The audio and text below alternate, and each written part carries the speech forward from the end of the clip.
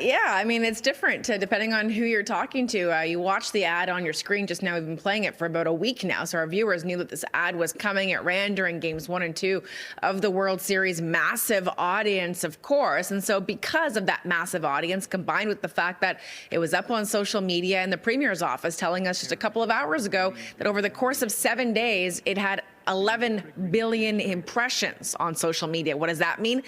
That's how many times people interacted with this advertisement. So because of the wide-reaching scope of this advertisement, the conversation that the Premier feels as though it has started, he's calling it essentially a home run. Here's more from Premier Doug Ford. If it wasn't the ad, he'd look out the door or the window, President Trump would say, oh, the leaves have turned color. Let's stop. Believe me, President Trump is not putting a deal together to benefit Canada. It's our job. It's the Prime Minister's job to get a deal that benefits all of Canada. My job is to protect jobs here in Ontario. And one sector, there's many sectors, one is their auto sector. Hide nor hair, no one's speaking about auto. I'm speaking about auto. Of course, there are thousands of jobs on the line in the auto sector and the steel and aluminum sector. We saw what happened with Stellantis and some 3,000 jobs at the Brampton plant last week.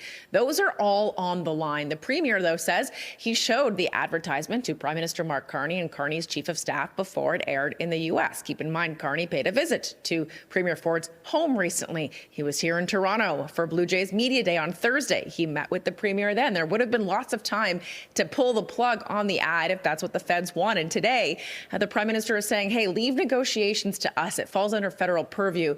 We'll deal with it. And certainly he's acknowledging the fact that this advertisement has hampered the trade talks that have now been ongoing for almost a year between Canada and the U.S. As for opposition leaders, they feel as though the Premier should stay in his lane and focus instead on protecting jobs here in this province. Here's Liberal leader John Fraser. Any high school student, when they took an action, would say, if I do this, what might happen? Like, could I give Donald Trump like an excuse, a card to play, a drum to beat? It was not just poor judgment, it was thoughtless. And you can see that reflected in the Prime Minister's comments and the comments of other thoughtful people. The Premier should stay in his lane.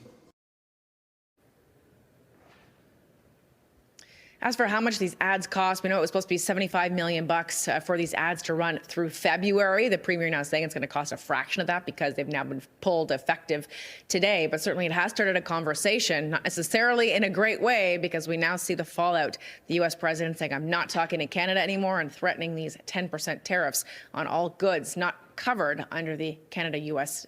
trade agreement, 10% on top of the tariffs that already exist. Canada not getting a great deal right now. Back to you. Yeah, it's a tough one. All right, that's Beatrice Vaisman inside Queen's Park. Thanks so much, B.